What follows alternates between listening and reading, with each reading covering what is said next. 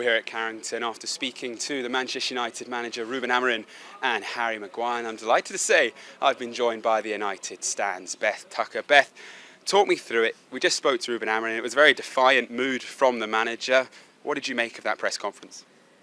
I mean, it's a manager that is frustrated with the situation that he's in. I mean, I think it was very self-critical from Ruben Amorim, trying to shift the blame, you would say, onto him rather than his players, but he still made quite an adamant point when he was pushed upon it. I am not taking the blame away from my players. They are to blame as well, but I am the manager and ultimately it's my responsibility. So I thought he showed some character, he showed some defiance. It gives the fans something to feed off, that this is a manager that's not going to back down, he's not going to cripple under the pressure, and he's not going to be manipulated by any sort of headline by the press as well. He stood his ground and he made his point known. So that's the type of personality that you need in charge of a club like this.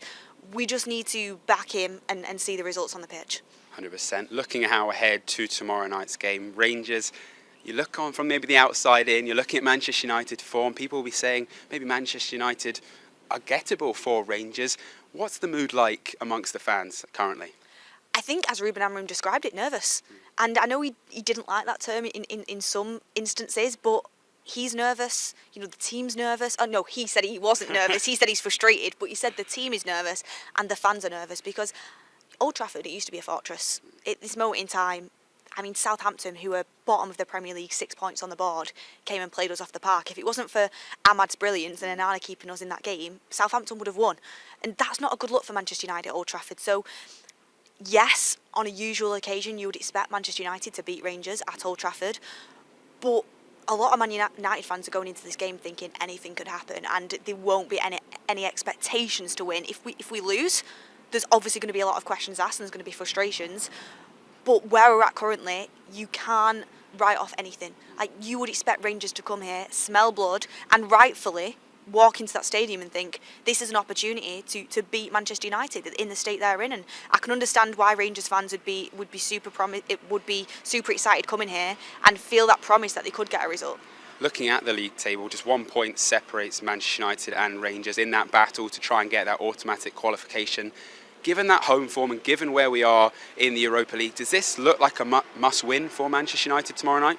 Absolutely. I just did my own preview for the United Stand and I said it's unfathomable for Manchester United to have to play playoff games. I mean, Ruben Amorim has spoken on multiple occasions about the lack of training time with the team. You add 2 more games into that, playoff games, and again, it just takes away from that training time, and Manchester United don't need that. We need to be getting through.